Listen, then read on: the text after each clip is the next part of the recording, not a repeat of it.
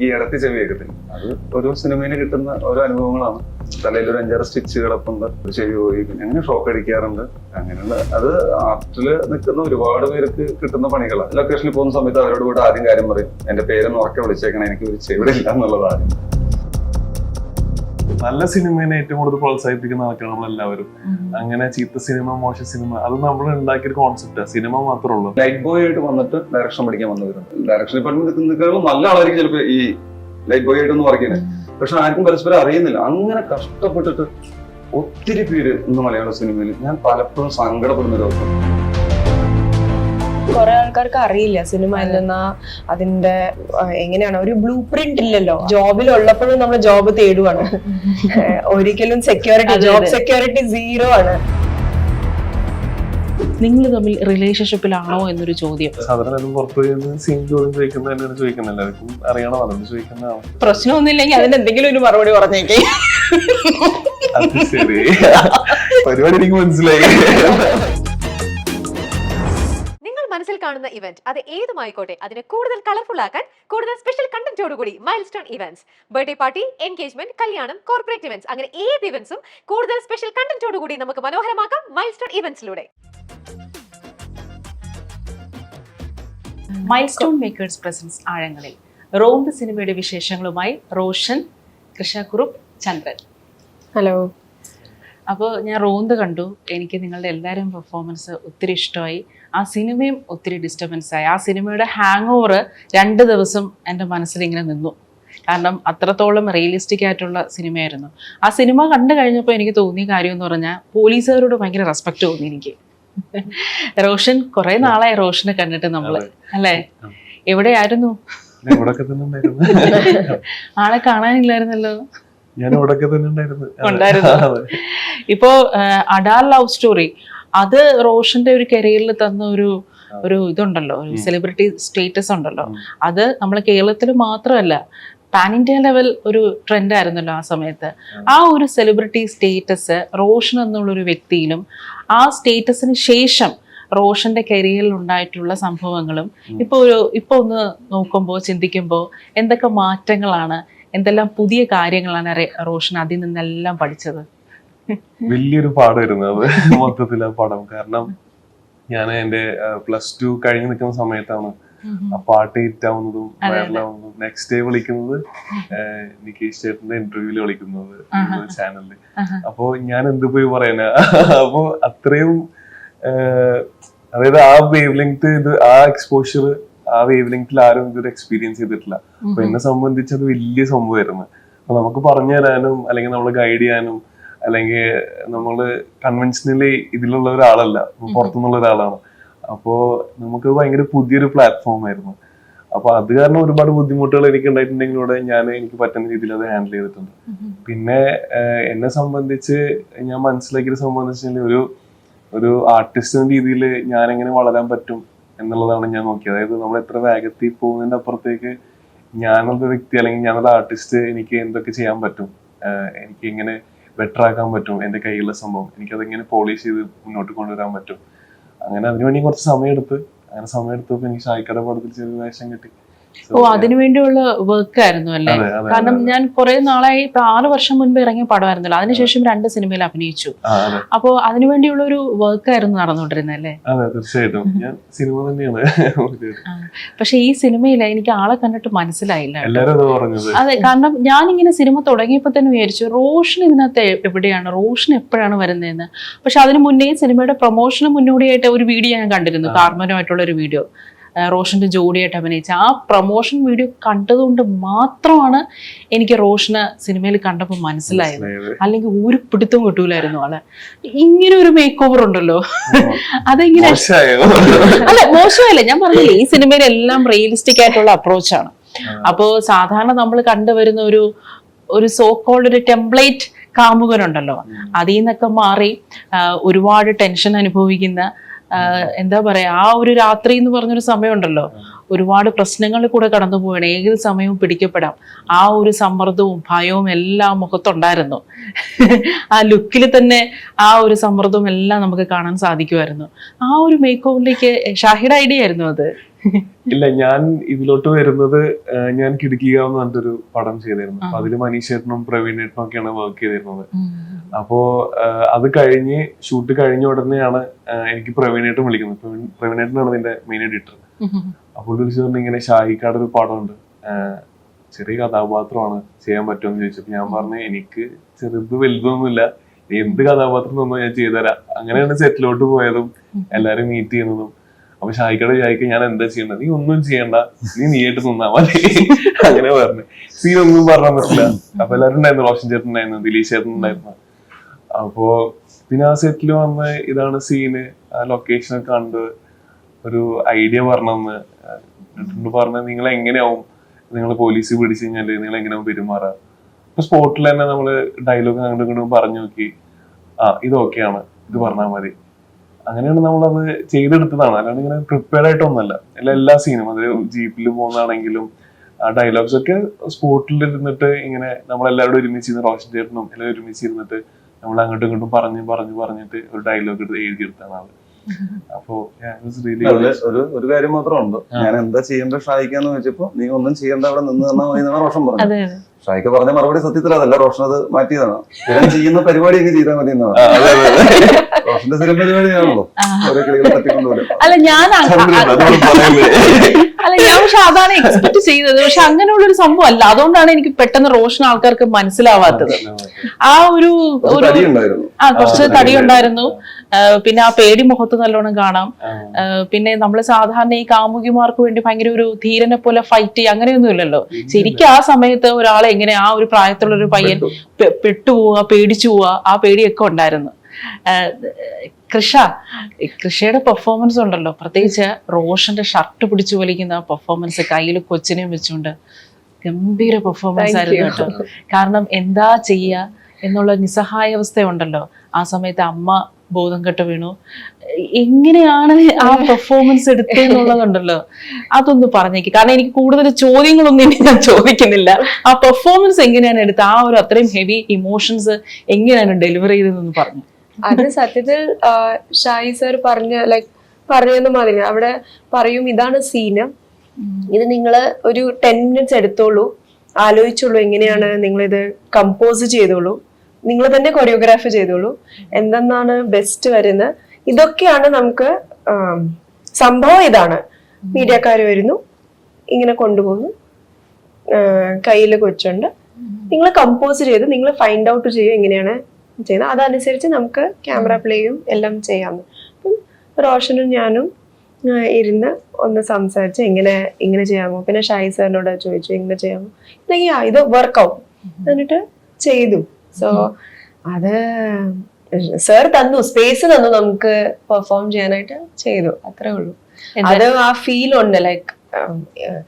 ഞാനൊരു small part of that scene ആണെങ്കിലും റോഷന്റെ ഇമോഷൻസ്, എനർജി റിഫ്ലക്ട് ആവുമല്ലോ എല്ലാ ആക്ടറുടെയും. ആ മീഡിയക്കാര് തരുന്ന എനർജിയും എല്ലാം കൂടിയിട്ട് ആവുമ്പോൾ you feel it as an artist. ഒരു ഉള്ളില് നമുക്ക് ആ ഫീൽ വരുമ്പോ ഇറ്റ് കംസ്. ഞാൻ ആ പെർഫോമൻസ് കണ്ടപ്പോ, ആ ഒരു സീൻ കണ്ടപ്പോ എന്റെ കണ്ണുകള് കൃഷിയുടെ ആ ക്യാരക്ടർ തന്നെ ഇങ്ങനെ തടഞ്ഞു നിൽക്കുകയായിരുന്നു. എന്റെ കണ്ണുകള് വേറെ ആരിലേക്കും പോയില്ല. കാരണം ഞാനിങ്ങനെ ആ പിടി ഇപ്പൊ വിടുവോ. ഇപ്പം പോലീസുകാർ റോഷനെ വലിച്ചെടുത്തോണ്ട് പോയപ്പോ ആ പിടി എപ്പോഴായിരിക്കും വിടാന്നുള്ള ഒരു ക്യൂരിയോസിറ്റി ഉണ്ടല്ലോ. അതിൽ മനോഹരമായിട്ടുള്ള പെർഫോമൻസ് ആയിരുന്നു കേട്ടോ. കാരണം ഇതിനു മുൻപ് കൂടുതലും തമിഴ് സിനിമകളിലായിരുന്നു, മലയാളത്തിലെ 2ാമത്തെ സിനിമയാണ്. അപ്പൊ ഈ ഒരു 2ാമത്തെ ചിത്രത്തിൽ തന്നെ ഇത്രയും നല്ലൊരു ക്യാരക്ടർ കിട്ടാന്നുള്ളത് അല്ലേ, അത് വലിയൊരു ഭാഗ്യല്ലേ. അത് thanks to Shaji sir, thanks to Shelly sir, AD ആയിട്ട് അസോസിയേറ്റ് ആയിട്ട് അവര്. ആൻഡ് ഈ പടം എനിക്ക് കിട്ടുന്ന ഭയങ്കര റാൻഡം ആയിരുന്നു. കിട്ടി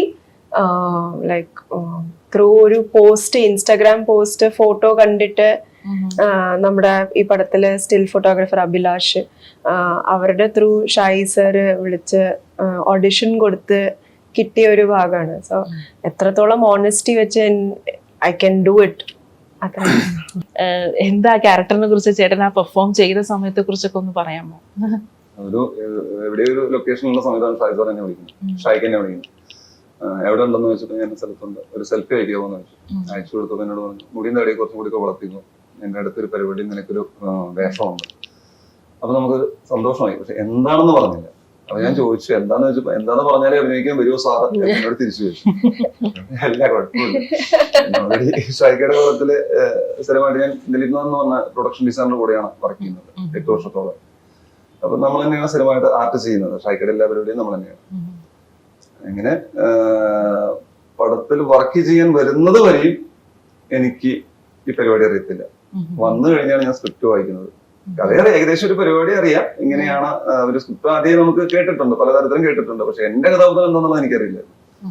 പിന്നെ അവിടെ വന്ന് വായിച്ചു നോക്കുന്നതല്ല പിന്നെ ഷൈക്ക് എന്നോട് പറഞ്ഞത് ഇങ്ങനെയാണ്. അപ്പൊ ഞാൻ അന്ന് ഒരു ഷൂട്ട് തുടങ്ങുന്നതിന് മുന്നേ കുറച്ച് ദിവസം മുന്നേ ഞാൻ സ്വകാര്യമായിട്ട് മാറ്റി നിർത്തി കൊണ്ടുപോയി ഞാൻ പറഞ്ഞു ഇത് പരിപാടി വേറെ ആരെങ്കിലും ഏൽപ്പിക്കുകയായിരിക്കും നല്ലത്. കാരണം ഇത് എത്രത്തോളം പറഞ്ഞു വന്നപ്പോ എനിക്ക് എന്റെ കയ്യിൽ നിന്ന് പോയി. കാരണം ഇത്രയും പരിപാടി നമുക്ക് ചെയ്യാൻ പറ്റുമോ ഇങ്ങനെയൊക്കെ പറയുന്നത്. അപ്പൊ അത് എങ്ങനെ ഷൈക്കെന്ന് പറഞ്ഞാൽ അവര് മനസ്സിലൊരു ഇതുണ്ടാവുമല്ലോ, എനിക്ക് എന്റെ കഥാപാത്രം ഇങ്ങനെയാവണം എന്ന് ഷൈക്കയുടെ മനസ്സിലുണ്ടാവും. അപ്പൊ നമുക്ക് ജോസഫ് തൊട്ടോ നായോട്ടോ തൊട്ടോ ലീലയുടെ പുഞ്ചറയാവട്ടെ മധു സുധീവരൊക്കെ ഇങ്ങനെ ആവണം പുള്ളിയുടെ മനസ്സിൽ ഡയറക്ഷൻ. പുള്ളി ഡയറക്ടർ വന്നത് ലീലയുടെ പുഞ്ചറയിലാണ്. എങ്കിലും എഴുതുന്ന സമയത്തും പുള്ളിയുടെ കഥാപാത്രം ഇങ്ങനെയാവണമെന്ന് മനസ്സിലൊരു തോന്നൽ വരുമല്ലോ. അത് എല്ലാവരും കൊടുത്താലേ പുള്ളി ഹാപ്പി ആവുള്ളൂ. അപ്പൊ അതുകൊണ്ട് ഞാൻ പുള്ളിയുടെ തുറന്നു പറഞ്ഞു ഇത് വേറെ ആരെയൊക്കെ ചെയ്യിക്കാം, നമുക്ക് അതെല്ലാം നല്ലത്. തനിക്ക് പറ്റിയ താൻ കൊടുത്താൽ വലിയ ഡയലോഗ് അടിക്കുന്നത് എന്നെ വീണ്ടും ചീത്ത പറഞ്ഞു. ചേട്ടൻ ഇപ്പൊ പറഞ്ഞല്ലോ ചേട്ടന്റെ മകളെയും കുഞ്ഞിന്നാണ് വിളിക്കുന്നതെന്ന്. അപ്പൊ ആ സീൻ ആ സീൻ ചെയ്തപ്പോ മകളെ ഓർമ്മകളോ അങ്ങനെ എന്തെങ്കിലും വന്നിട്ടുണ്ടായിരുന്നു? അത് എനിക്ക് അതിനകത്തൊരു ഭയങ്കര ഒരു വേറൊരു സീൻ ഉണ്ട് അതിനകത്ത്. പടം കണ്ടതല്ലേ, അപ്പൊ അത് ചെയ്യാൻ എനിക്ക് കൊച്ചിനോട് അത് ചെയ്യാൻ എനിക്ക് ഭയങ്കര ഒരു ആ സമയത്ത് ഞാൻ എന്റെ മോളെയൊക്കെ ഓർത്തുപോയി ഭയങ്കരമായിട്ട്. പിന്നെ അത് സിനിമയല്ലേ എങ്ങനെയെങ്കിലും ചെയ്യണ്ടെന്നുള്ളതിന് ഞാൻ എങ്ങനെയൊക്കെയോ ചെയ്തിരുന്നു. അപ്പൊ എന്നോട് ഇങ്ങനെ ക്ലോസ് ചെയ്യാന്നുള്ളൊരു പരിപാടി മാത്രമേ പറഞ്ഞിട്ടുണ്ടായിരുന്നുള്ളൂ. പക്ഷെ അത് കഴിഞ്ഞ് ഞാൻ തട്ടിയത് സത്യം പറഞ്ഞാൽ എന്റെ മനസ്സൊന്നും ഞാൻ തട്ടിയത് ഞാനത് അഭിനയിച്ചതല്ല. സാറ് കൈകൊണ്ടിങ്ങനെ എന്തെങ്കിലും ഉണ്ടെങ്കിൽ എന്റെ അടുത്ത് ക്ഷമിക്കുക എന്നുള്ള അവസ്ഥയാണ് ഞാൻ തട്ടിയിട്ട് ഞാൻ മാറുന്നത്. കാരണം എത്രയും പെട്ടെന്ന് ദിലീഷിട്ട് വന്നിട്ട് പൊക്കണുള്ള നമ്മള് ആ ഒരു ഇത് കഴിഞ്ഞു കിട്ടാൻ വേണ്ടി പാടുപെട്ട് പോയി. അല്ല അപ്പൊ അത് ഞാൻ വെച്ചു റിയൽ ആയിട്ട് ആ കുട്ടിയെ പാട്ട കൊണ്ട് അടക്കുകയാണോ ചെയ്തത്? അല്ല, അതങ്ങനെ ചെയ്താലും അതിനകത്ത് വേറെ കോമഡികൾ നമ്മൾ സിനിമയിൽ ചെയ്തിട്ടുണ്ട്. പക്ഷെ പ്രേക്ഷകർ കാണുമ്പോ നമ്മൾ അങ്ങനെ അടയ്ക്കുന്നില്ല.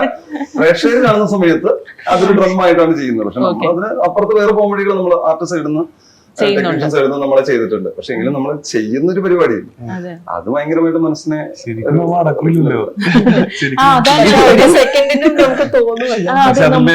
അതൊറ്റ ഡയലോഗാണ് ശരിക്കും പറഞ്ഞാല് ഭയങ്കരമായിട്ട് ഭീകരത വരുത്തിയത്. കേറുന്ന സമയത്ത് പറയുന്നുണ്ടായില്ലേ പാത്രത്തിൽ അടക്കുന്നുണ്ട് കുട്ടീനെ. ആ ഒറ്റ ഡയലോഗാണ് ശരിക്കും തിയേറ്ററിലാകെ ആ ഒരൊറ്റ സീന് ഭയങ്കരമായിട്ട്.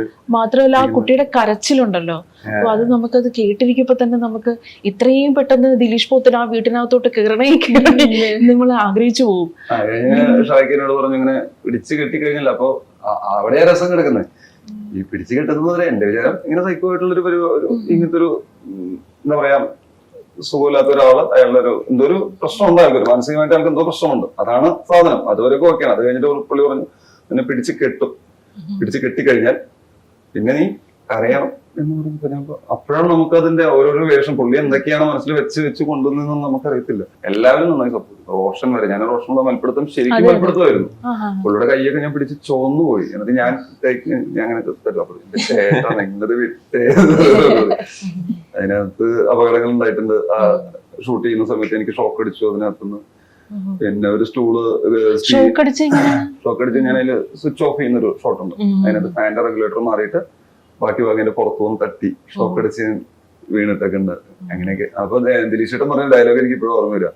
അവന്റെ കുറച്ച് കുറഞ്ഞിട്ടുണ്ട് കേട്ടോ. ഇപ്പൊ ഈ ദിലീഷ് പോത്തൻ എന്ന് പറഞ്ഞ ഒരു സ്കൂള് തന്നെയാണ്. അതായത് സിനിമയുടെ ടോട്ടാലിറ്റി ഒരു സ്കൂളാണ്. ആക്ടിങ് മാത്രമല്ല, ഡയറക്ഷൻ, തിരക്കഥ എല്ലാം അദ്ദേഹം ആക്ടേഴ്സിനെ ഗ്രൂം ചെയ്യുന്നത്. അപ്പോൾ നിങ്ങൾക്കൊക്കെ അദ്ദേഹത്തോടൊപ്പം പെർഫോം ചെയ്യാനുള്ള ഒരു അവസരം കിട്ടിയിരിക്കുകയാണ്. പ്രത്യേകിച്ച് റോഷനും കാർമനും കൂടെ നിൽക്കിയപ്പോൾ ദിലീഷ് പോത്തൻ വരുമ്പോൾ അദ്ദേഹത്തിന്റെ ഡയലോഗ് ഉണ്ട്, അതൊക്കെ കേട്ടിരിക്കാൻ നല്ല രസമുണ്ടായിരുന്നു. അപ്പം ഈ ദിലീഷ് പോത്തൻ എന്നൊരു സ്കൂളിൽ നിന്ന് നിങ്ങൾക്ക് കിട്ടിയ ഏറ്റവും വലിയ പ്രധാനപ്പെട്ട ലെസൺസ് എന്താണ്? എനിക്ക് കിട്ടിയത് ഞാൻ ഓരോ നേരത്തെ ഞാൻ പുള്ളിയോട് പറഞ്ഞിട്ടുള്ള ഒരു കാര്യമുള്ളൂ, അടുത്തൊരു പടം ചെയ്യുമ്പോൾ എന്നെ വിളിക്കാൻ 10 ദിവസം ഒന്ന് വർക്ക് ചെയ്തോട്ടെ എന്ന്. ഞാൻ ഒരു എന്തെങ്കിലും ഒരു പരിപാടി എനിക്ക് തരണം, ഒരു 10 ദിവസമെങ്കിലും.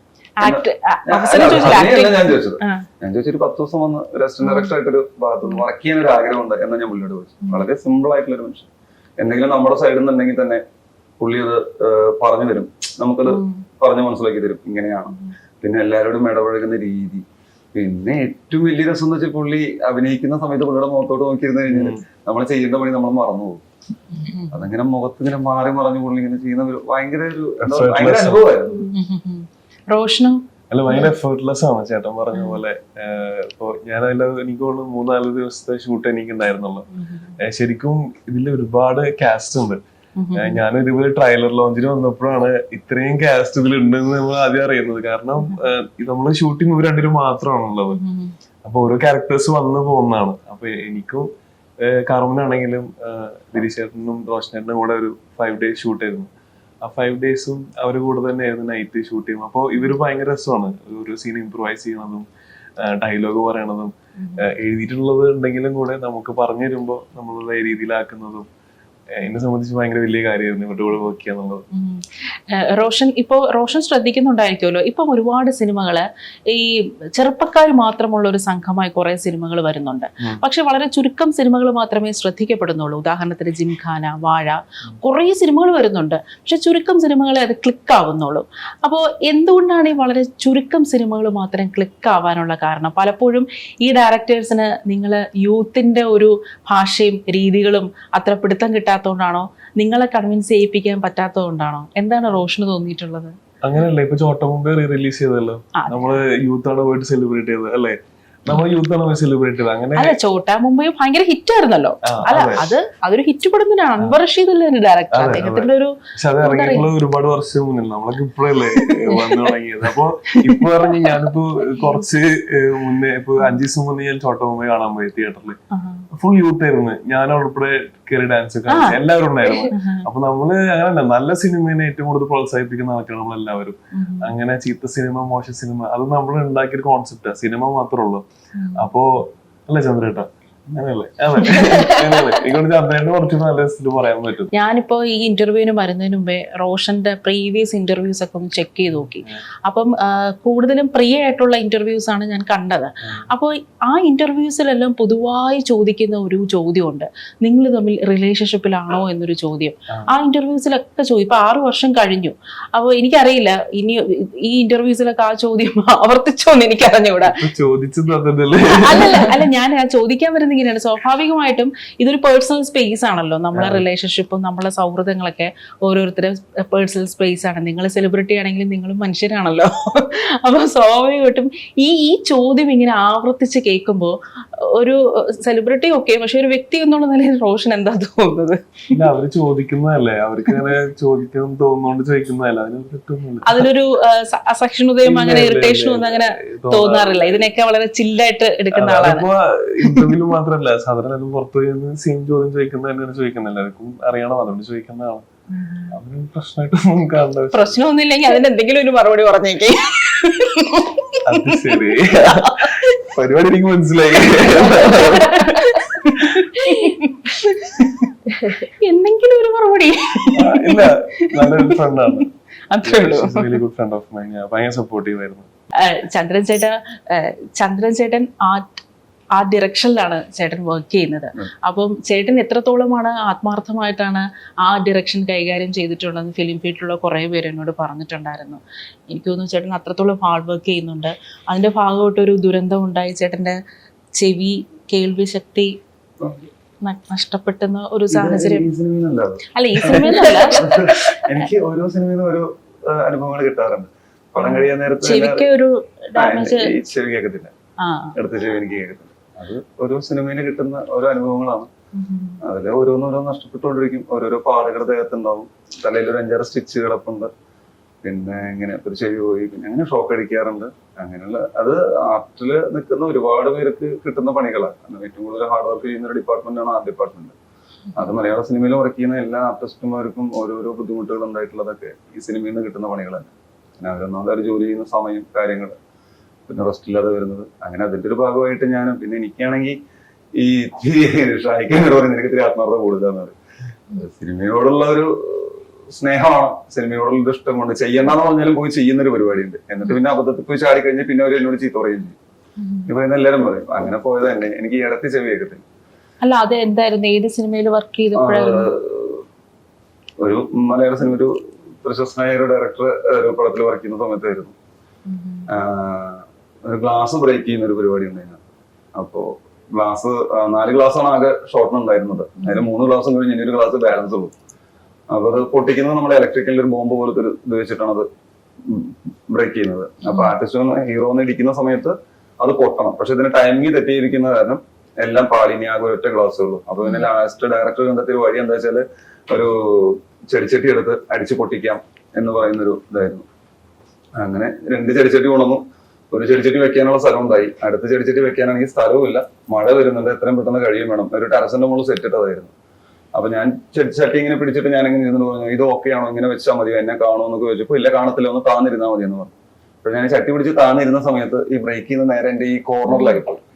അപ്പൊ ഇതാരും ശ്രദ്ധിച്ചില്ല. എല്ലാവർക്കും അപ്പൊ ആ ചട്ടി എങ്ങനെ അവിടെ വെക്കാന്നുള്ളത് മാത്രമായിരുന്നു എല്ലാവരും മൈൻഡിലുണ്ടായിരുന്നത്. അപ്പൊ എന്റെയും ഞാനും ശ്രദ്ധിക്കാതെ പറ്റുന്ന അപകടങ്ങളായിരുന്നത്. അത് പൊട്ടി കഴിഞ്ഞ് ബോധം പോയി. പിന്നെ ഹോസ്പിറ്റലിൽ കൊണ്ടുപോയി. പിന്നെ മെല്ലെ മെല്ലെ മെല്ലെ മെല്ലെ ചെവി ഇതായി. അതുകൊണ്ട് ഇപ്പൊ എന്താ പ്രശ്നം വെച്ചാൽ ഏതെങ്കിലും ലൊക്കേഷൻ നമ്മൾ പോയി കഴിഞ്ഞാൽ പരിചയമുള്ള ആൾക്കാർക്ക് ഓക്കെ, എന്റെ ഡയറക്ടർ ദിലീപിനോ അല്ലെങ്കിൽ മറ്റുള്ള അറിയുന്ന ആൾക്കാർക്കൊക്കെ അറിയാം, എന്നെ വിളിക്കുമ്പോൾ ഉറക്കെ വിളിക്കണം എന്നറിയാം. അല്ലാതെ ലൊക്കേഷനിൽ പോകുന്ന സമയത്ത് അവരോട് കൂടെ ആദ്യം കാര്യം പറയും, എന്റെ പേരൊന്ന് ഉറക്കെ വിളിച്ചേക്കണം, എനിക്ക് ഇവിടെ ഇല്ല എന്നുള്ളത് ആദ്യം പറയും. അങ്ങനെയുള്ള ദുരനുഭവങ്ങളൊക്കെ ഒത്തിരി നായാട്ടിനകത്ത് ഇൻസിഡന്റ് ഉണ്ടായിട്ടുണ്ട്. ഇത് ഞാൻ ഇപ്പൊ പറഞ്ഞ പടം പൊറിഞ്ചു മറിയും ജ്യൂസ് എന്ന് പറഞ്ഞ പൊറിഞ്ചു മറിയും, അതിനകത്തായിരുന്നു ജോജി ചേട്ടൻ ഒരു ഗ്ലാസ് പള്ളിയുടെ മുകളിൽ കയറി ഗ്ലാസ് അടിക്കുന്ന സമയത്ത് ജോഷി സാറായിരുന്നു അതിന്റെ ഡയറക്ടർ. അല്ല, അത്തരം സാഹചര്യങ്ങളൊക്കെ വരുമ്പോൾ കുറച്ച് കൂടുതൽ കെയർഫുൾ ആവുക അടുത്ത സിനിമയിൽ വർക്ക് ചെയ്യുമ്പോൾ. പ്രശ്നം ആർട്ട് എന്ന് പറഞ്ഞ ഒരുപാട് ജോലിയുള്ളൊരു ഡിപ്പാർട്ട്മെന്റ് ആണല്ലോ, പ്രത്യേകിച്ച് ലേബർ വർക്ക് ഒരുപാടുണ്ടല്ലോ. അപ്പം ഇത്തരം സംഭവങ്ങളൊക്കെ ഉണ്ടാകുമ്പോൾ കൂടുതൽ കെയർഫുൾ ആയിരിക്കുക, അങ്ങനെ ചെയ്യാൻ. എനിക്ക് ഒരെണ്ണം കിട്ടിക്കഴിഞ്ഞാല് എല്ലാരും ഒരെണ്ണം കിട്ടിക്കഴിഞ്ഞാൽ മാറാനാ നോക്കുന്നത്. പക്ഷെ ഞാൻ ഒരെണ്ണം കിട്ടി അടുത്തത് പോയിട്ട് ഇറന്നു വാങ്ങുന്ന ഒരു സ്വഭാവമുണ്ട്. ഇവിടെയൊക്കെ തലയിലൊക്കെ സ്റ്റിച്ച് വന്നു എന്ന് പറയുമ്പോ, തലേന്റെ തിരുവനന്തപുരത്ത് ലൊക്കേഷനിൽ ഒരു ആർട്ടിസ്റ്റ് തീയിൻ്റെ നിൽക്കുന്ന സമയത്ത് പെട്ടെന്ന് ഉള്ളിലേക്ക് കയറാനുള്ള വഴിയൊന്നും ഇല്ലായിരുന്നു അവിടെ. അപ്പൊ പ്രധാന തീ കത്തിക്കൊണ്ടിരിക്കുകയാണ്. അപ്പൊ ഞാൻ ആ തീനെ ചാടി കിടന്ന്, അപ്പൊ ഹൈറ്റ് കുറവാണ് കട്ടിലേക്കൊക്കെ. അപ്പൊ ആർട്ടിസ്റ്റ് അപ്പൊ നമ്മളപ്പം നോക്കുന്നത് ആർട്ടിസ്റ്റ് സേഫ് ആണോ അല്ല എന്നുള്ളതാണ് നോക്കുന്നത്. കാരണം നമ്മൾ കാരണം പെട്ടെന്ന് തീ കൂടി, നമ്മുടെ സൈഡിൽ നിന്നാണ് തീ കൂടുന്നത്. അപ്പൊ അതിന്റെ കുറ്റക്കാരൻ നമ്മളാണ്. അപ്പൊ നമ്മൾ എന്ത് ചെയ്യുന്നത്, അയ്യോ ആർട്ടിസ്റ്റ് സേഫ് അല്ലേ എന്നുള്ളതാണ് നമ്മൾ നോക്കുന്നത്. ആ സമയത്തുള്ള നോട്ടതാണ്, നമ്മളെ നോക്കുന്നില്ല. അത് എല്ലാ ടെക്നീഷ്യന്മാരും അങ്ങനെ തന്നെ. ഇത് ആർട്ടാവട്ടെ എല്ലാവരും അവരവരുടെ സൈഡ് നോക്കും. അയ്യോ നമ്മുടെ സൈഡാണ് ഫോൾട്ടെങ്കിൽ അവര് വേഗം കയറിയിട്ട് അത് ചെയ്യും. ഞാനും അന്ന് അത്രേ ചെയ്തുള്ളൂ. പക്ഷെ ഈ കട്ടട മുകളിൽ തലയിടിച്ചിട്ട് ഉള്ളിൽ കയറി, അപ്പൊ തല തട്ടിന്നറിഞ്ഞു. പിന്നെ വേഗം തീയൊക്കെ കെടുത്തി ആർട്ടിസ്റ്റിനെ സേഫ് ആക്കി അവരെ മാറ്റി. അത് കഴിഞ്ഞ് നോക്കുമ്പോ ഒരു 5 സ്റ്റിച്ചറിന്റെ അവസ്ഥ വന്നു. ഇപ്പൊ ചേട്ടൻ ഇപ്പൊ ഒരു നല്ലൊരു റോന്തിൽ നല്ലൊരു റോള് കിട്ടി, കൂടുതൽ അപ്രിസിയേഷൻ കിട്ടി. അപ്പോൾ ഇനി ഒരു നടൻ എന്നുള്ള നിലയിൽ ആ ഒരു രീതിയിൽ അഡ്രസ് ചെയ്യപ്പെടാനാണോ താല്പര്യം, അതോ ആ ഡയറക്ഷനിൽ തന്നെ ആ ഡിപ്പാർട്ട്മെന്റിൽ തന്നെ ശ്രദ്ധയൂന്നാനാണോ? എന്താണ് ഒരു ഫ്യൂച്ചർ പ്ലാൻ? കൂടുതൽ ഇനിയിപ്പോ ഈ സിനിമയിൽ ശ്രദ്ധിക്കപ്പെട്ടോണ്ട് തീർച്ചയായിട്ടും കൂടുതൽ അവസരങ്ങൾ എന്തായാലും കിട്ടുമല്ലോ. അവസരങ്ങൾ വരട്ടെ. പക്ഷെ ഇപ്പോഴത്തെ പ്രശ്നം എന്താ വെച്ചാൽ നാളെ തൊട്ട് പണിക്ക് പോയി കഴിഞ്ഞാലാണ് എന്റെ കാര്യങ്ങൾ നടക്കുള്ളൂ. കാരണം വേറൊരു പ്രശ്നമാണ്. വേറൊരു ഇത് ഞാൻ വല്ലാണ്ട് അതല്ല പറയുന്നത്. എനിക്ക് തന്നത് മലയാള സിനിമയാണ്. എനിക്ക് ഇതുവരെ ഇന്ന് ഞാൻ ഇരിക്കുന്ന ഒരു കസേരപ്പ് ഇവിടെ ഇരിക്കുന്നത് എനിക്ക് മലയാള സിനിമ തന്നതാണ്. അതിലെനിക്ക് യാതൊരു ഞാൻ നുണവൊന്നും പറയുന്നില്ല, സത്യം തന്നെയാണ്. ഞാനൊരു വീട് വെക്കുന്നുണ്ട്, അതൊക്കെ എനിക്ക് സിനിമ തന്നിട്ടുള്ളതാണ്. പക്ഷെ നാളെയും എനിക്ക് ആർട്ട് ഞാൻ ചെയ്തിരുന്ന ജോലി, ആ ജോലിയോടുകൂടി മുന്നോട്ട് പോകണം. അതിനിടയിൽ കിട്ടുന്ന അവസരങ്ങൾ ഉണ്ടെങ്കിൽ നമുക്കതിന്റെ കൂടെ ഭാഗമാവാൻ സാധിക്കണം. കാരണം സിനിമ എന്നുള്ളത് ആഗ്രഹമായിരുന്നു.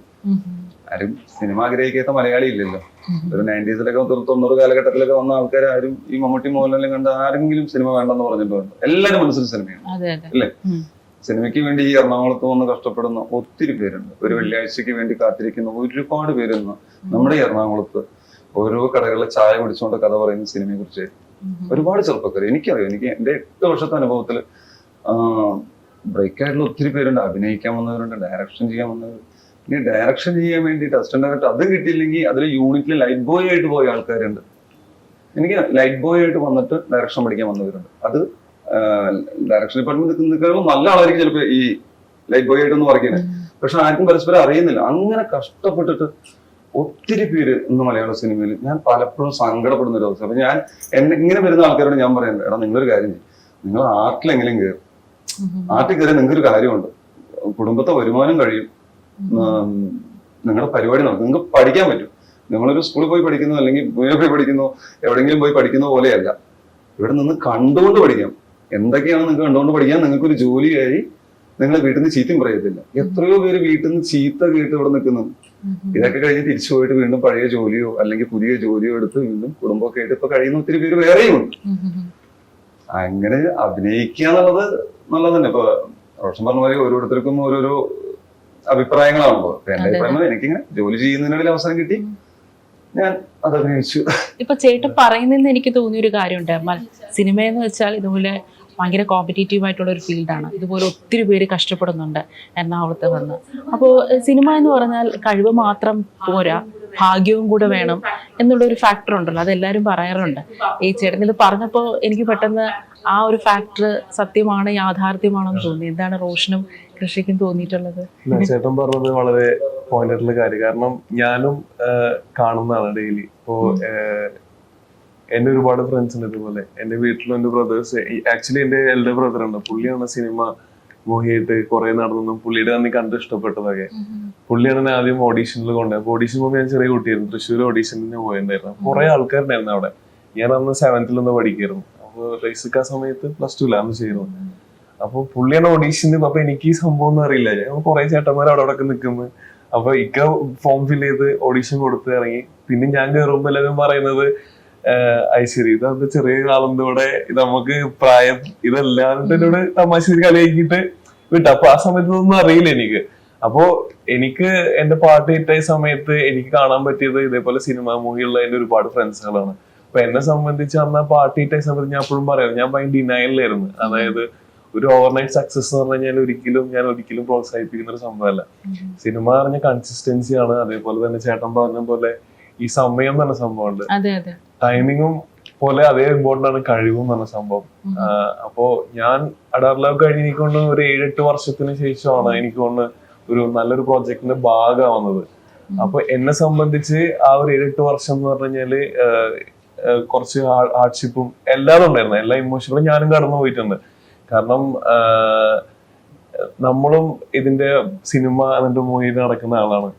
അപ്പോ ചേട്ടൻ പറഞ്ഞ് ഞാൻ വളരെയധികം യോജിക്കുന്നുണ്ട്. നമ്മള് എല്ലാരും ഇപ്പൊ സെറ്റിലുള്ള എല്ലാവരും എന്തെങ്കിലുമൊക്കെ ആവണം എന്നൊരു ആഗ്രഹത്തിൽ വരുന്ന ആൾക്കാരാണ്. സോ ഒരു ചെറിയൊരു ഉദാഹരണം പറഞ്ഞത്, സിനിമയ്ക്കകത്ത് ജോലി ചെയ്യുന്ന ഒരുപാട് ഡിപ്പാർട്ട്മെന്റ്, മേക്കപ്പ് ആവട്ടെ, യൂണിറ്റ് ആവട്ടെ, ആർട്ട് ആവട്ടെ, കോസ്റ്റ്യൂം ആവട്ടെ, ഡ്രൈവേഴ്സ് ആവട്ടെ, അങ്ങനെ ഒത്തിരി പേര് മലയാള സിനിമയിൽ വർക്ക് ചെയ്യുന്നുണ്ട്. ഇവരുടെ ഉള്ളിലൊക്കെ ഒരു ഇച്ചിരിയെങ്കിലും കലയില്ലെങ്കിൽ ഇതിനകത്ത് നിൽക്കാൻ പറ്റത്തില്ല.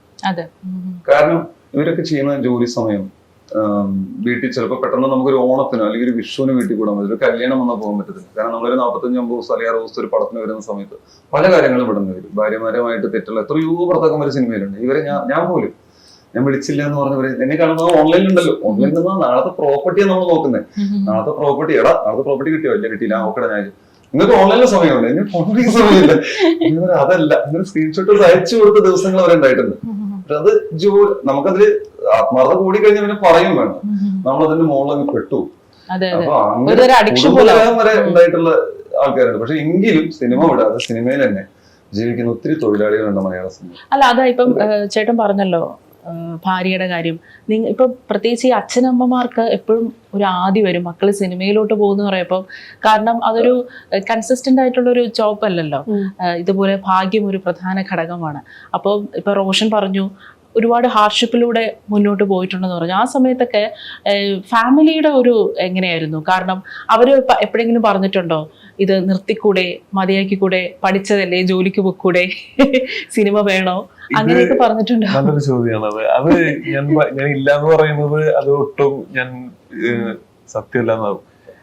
ഞാൻ ഇതിലൂടെ കടന്നു പോയിട്ടുണ്ട്. എനിക്ക് തോന്നുന്നു. പക്ഷെ അതേപോലെ ഏറ്റവും സപ്പോർട്ട് ചെയ്തിട്ടുള്ള എന്റെ ഫാമിലിയാണെന്ന് ഞാൻ പറയുന്നത്. കാരണം അല്ലെങ്കിൽ എനിക്കിവിടെ ഇങ്ങനെ ഇരിക്കാൻ പറ്റത്തില്ല.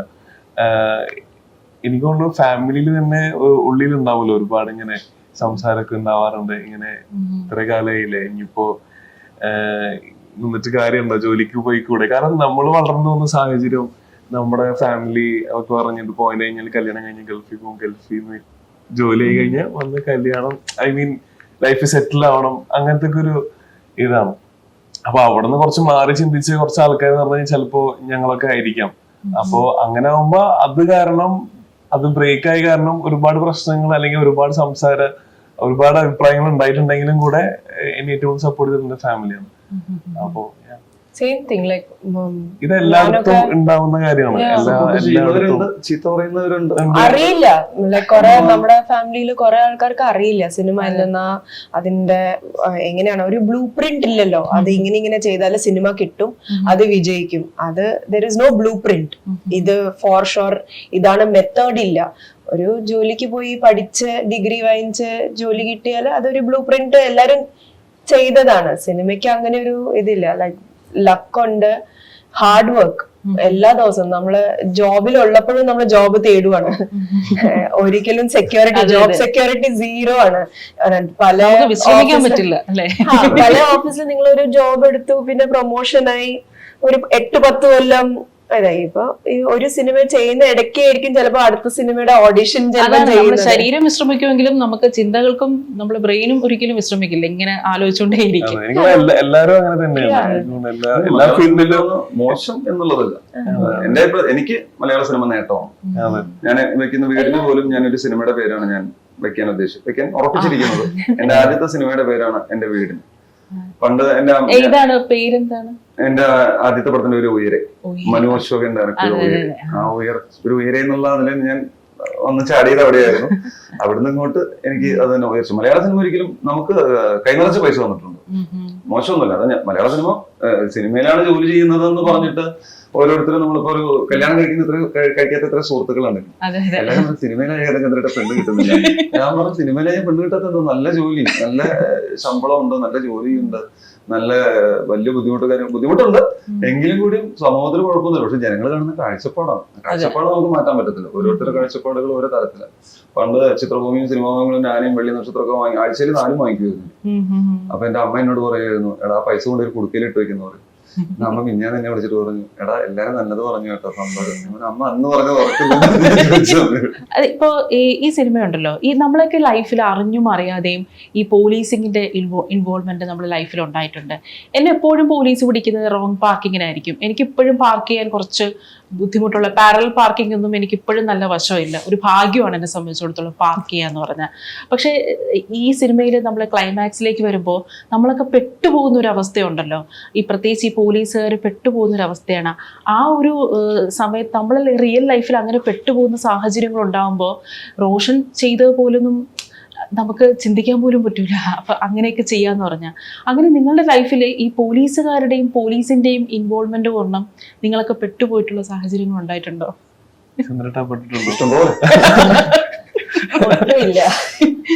ഇഷ്ടംപോലെ നിങ്ങൾക്ക് ഇനി അനുഭവങ്ങൾ കിടക്കാനിരിക്കുന്നേ ഉള്ളൂ.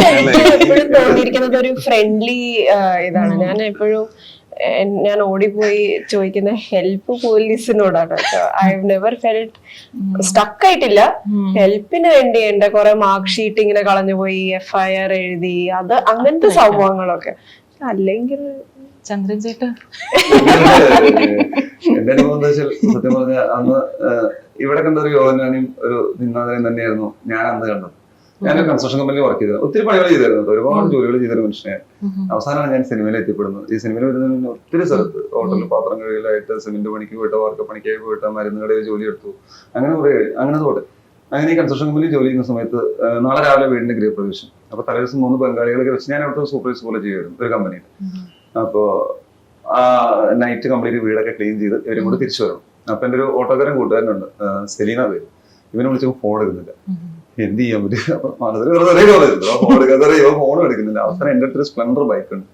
ഞാൻ ബൈക്കിൽ 3 പേര്, ഞാനും കൂടി 4 പേര് സ്പ്ലെൻഡറിൽ കയറി വരുന്നു. വന്ന് നേരെ ഒരു ഇറങ്ങി വന്ന് പെടുന്നത് ഈ 2 പോലീസുകാരുമില്ല.